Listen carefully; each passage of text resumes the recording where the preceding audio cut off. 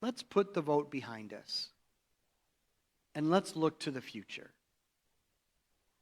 We don't have to argue about who's right and who's wrong in light of any impending vote anymore. We can still have healthy debates, and I hope that we will, but the decision on disaffiliation has been made. And so it's time to move forward.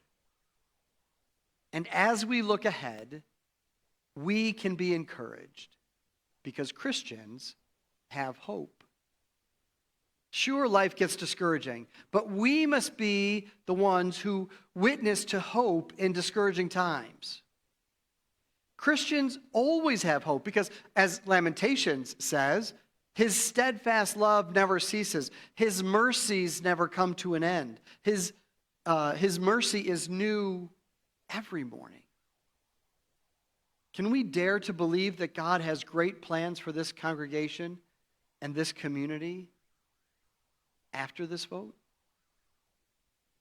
Jeremiah, who is credited as being the author of Lamentations, also wrote another book in the Old Testament that bears his name. And there's a famous verse in that book that I don't like to take out of context, but the thoughts that it expresses are consistent with the purposes of God for us as individuals and as a church. So I'll give you just the verse as it stands alone in a moment here.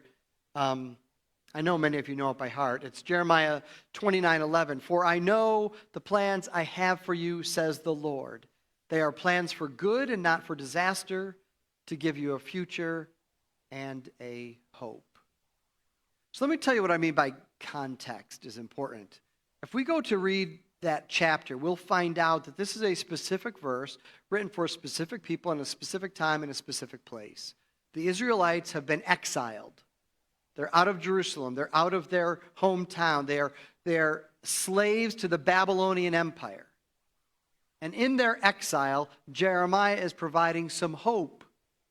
And in verse 10, which is right before this verse, he talks about the hope to come 70 years from now. You're going to be in exile 70 years. So let me give you some perspective on that. It'd be like I said to you right now, hey, I'm going to give you $1 million, but you're going to get it 70 years from now. You can't give it to anybody else. It's just for you. You're going to get it 70 years from now. Most of us would not be too excited about the deal, or maybe a couple up here that might be, hey, maybe.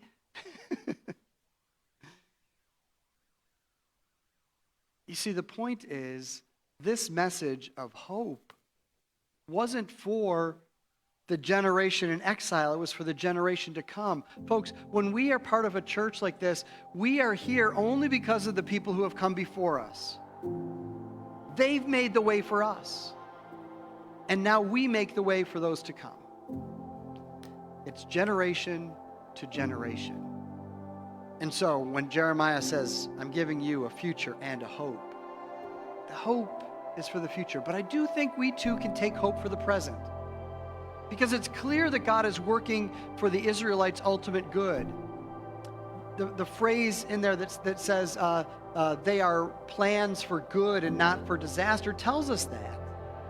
It reminds me of Romans 8:28, where Paul writes, and we know that in all things God works for the good of those who love him, who have been called according to his purpose. God works for good.